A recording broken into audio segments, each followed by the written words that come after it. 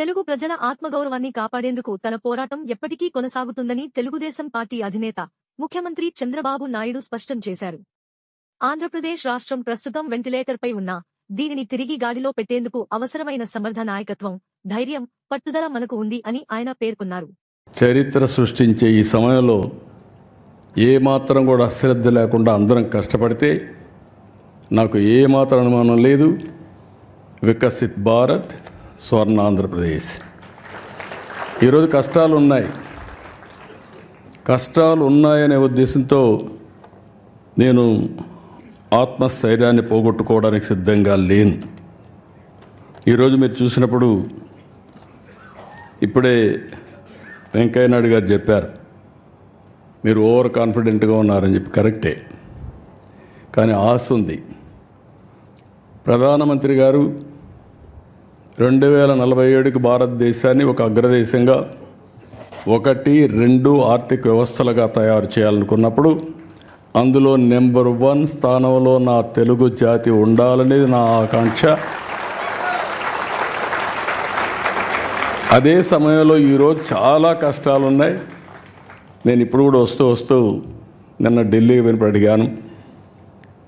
నేను మార్నింగ్ కూడా ఒక మాట అన్నాను మినిస్టర్ గారితో. ఆవిడ ఎంత ప్రాంప్ట్గా నాకు ఇబ్బందులు ఉన్నాయని చెప్తే, చెప్పడమే కాదు డైరెక్ట్గా నా ముందరనే ఫోన్ చేసి ఇమీడియట్గా ఫండ్స్ రిలీజ్ చేయమని, తర్వాత ఈ రోజుకి నాకు ఆ డబ్బులు కూడా వచ్చాయి. వచ్చిన తర్వాత మార్నింగ్ వండుకొని వారు మాట్లాడుతుంది, మీకు పని కూడా అయ్యిందండి అని చెప్పారు. చాలా సంతోషం చెప్పాను, కంగ్రాచులేషన్ చెప్పాను. నేను ఒకటే చెప్పా, ఆంధ్రప్రదేశ్ వెంటిలేటర్ మీద ఉంది. మీ డాక్టర్గా మీరు ఇచ్చిన మెడిసిన్ వల్ల వెంటిలేటర్ నుంచి బయటకు వచ్చాం. ఇంకా కూడా ఆరోగ్యం బాగుపడలేదు. ఇంకా కొన్ని రోజులు మీ ట్రీట్మెంట్ అవసరం మేడం అని చెప్పి మార్నింగ్ కూడా రిక్వెస్ట్ చేశా. పేషెంట్ వెరీ స్ట్రాంగ్, కానీ శక్తి లేకపోతే ఎటైనా పోయే పరిస్థితి వస్తుంది. ఆ సరైన సమయంలో అటు ప్రధానమంత్రి గారు కానీ, కేంద్రంలో ఉండే మంత్రులు కానీ, ప్రత్యేకంగా ఫైనాన్స్ మినిస్టర్ గారు పూర్తిగా సహకరిస్తున్నారు. లేకపోతే ఏమాత్రం కూడా మనకు వెసులుబాటు లేని పరిస్థితి ఉండేది.